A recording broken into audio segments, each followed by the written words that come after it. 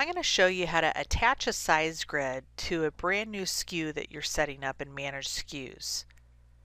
So we're already in the Manage SKU screen. We've been working on the General tab and we've entered in the SKU number and all of the information for that SKU.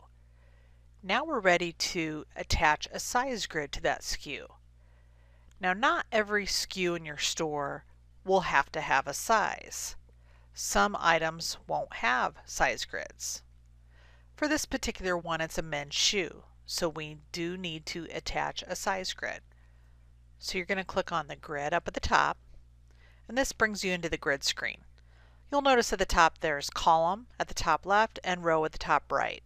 Column is generally for sizes, and row is generally for widths or lengths or colors, things like that. So since this is a men's shoe, we're going to click on the drop down arrow for the column, and we're going to select Shoes-Men's. You'll notice that the grid for the men's shoe size grid comes up from 6.5 to 15. Since this shoe also comes in widths, we're going to click on the drop down arrow for the row up at the top, and we're going to select widths slim to wide. This particular style comes in slim through wide. Now the next step is we can mask the size grid for the SKU by telling it what sizes this actually comes in. So this style, we're going to say that it only comes in sizes 7 through 11 and narrow, medium, and wide. So now we can go over to the column and we can remove the sizes that this SKU does not come in. So I'm going to remove the 6.5, and I'm going to go down and remove the 11.5, 12, 12.5, 13, 14, and 15. You'll notice now that the size grid has shrunk, where it's just 7 through 11 and slim through wide. Now since this style only comes in narrow, medium, and wide, I'm going to go to the row and I'm going to remove the slim and the wide. Now it takes off the slim and the wide. So now we have your size grid that this style comes in. You know that it's only available to order in these sizes. You'll have those on hands and those items to sell.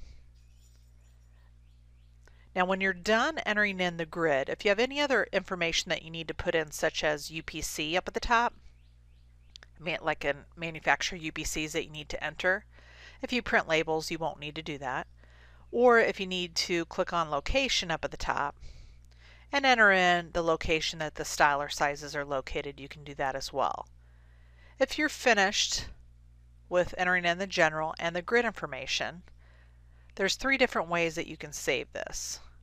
If you click on Save and Continue, that saves everything on the screen and leaves it up on the screen. So if you needed to step away from the computer and come back to it and enter some more information in, I would suggest clicking on Save and Continue. And you can save and continue throughout creating your SKU, the general, grid, UPC, and location. If you don't have any more SKUs to enter in, you can click on Save and Clear, and that will save everything on the screen and clear the screen. And then Save and Copy will save everything on the screen and leave it up on the screen except for the SKU number.